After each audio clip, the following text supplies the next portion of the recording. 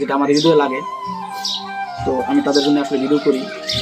তো আমার একটা অনুরোধ থাকবে যে যাদের কাছে আমার এই ভিডিওটা পৌঁছাবে, যারা দেখবেন, আপনারা যতটুকু পারেন এই পরিবারটার পাশে থাকবেন।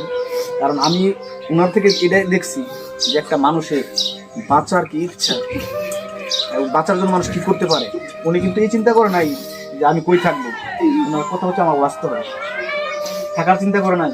ওনার বাড়ি ভিতরে বিক্রি করে দিচ্ছে। তারা কিভাবে জীবিকা নির্বাহ করবে সেই চিন্তা করে নাই।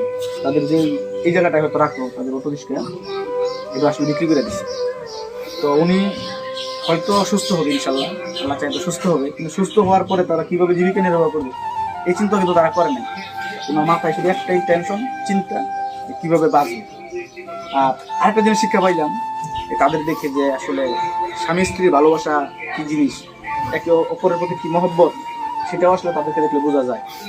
যে স্ত্রী তার স্বামী কিভাবে, আমি চলে গেলে আমার স্বামী কি হবে, কিভাবে থাকবে, যেহেতু আমরা নিঃসন্তান, এখানে আমার বাপ ভাই আছে, কিন্তু আমার স্বামী তো কেউ না। এই চিন্তা থেকে বাবার থেকে প্রাপ্ত সম্পত্তি তার স্বামীর নামে হস্তান্তর করছে। আসলে এটা ভালোবাসারই একটা দৃষ্টান্ত। তো যেটা আসলে আমার এই জায়গায় লাগবে, যার কারণে আমি ভিডিওটা করছি। তো যারা পারবেন এই পরিবারটার পাশে থাকবেন। ওনার যে বাঁচার ইচ্ছা এবং সেই ইচ্ছাটাকে যেন আমরা বাস্তবায়ন করতে পারি।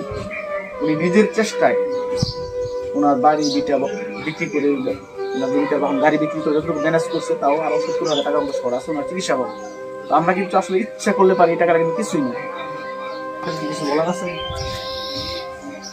আমার ছেলে সন্তান কোনো কিছু নেই, আমার যা আছে সব বিক্রি করে দিয়েছি।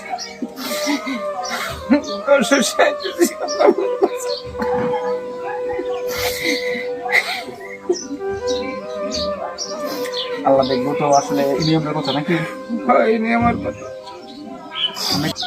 ওনাকে আসলে উনি অনেকের কাছে গেছে, ওনার এই বাড়ি বিক্রি করে, ওনার বিক্রি করে যখন দেখছে যে ওনার আসলে যেই চিকিৎসা যে খরচটা সেটা ম্যানেজ হচ্ছে না, তো উনি অনেকের দ্বারা দ্বারে ঘুরছে। তো আসলে উনি এরকম কথা শুনছে, আপনারা দেখলে তো আসলে অসুস্থ মনে হয় না। তো আমরা কিভাবে আপনাদের হেল্প করবো বা সহযোগিতা করবো? তো আসলে আমাদের মেন্টালিটি দেখেন কোন জায়গায় পৌঁছাইছে। আমরা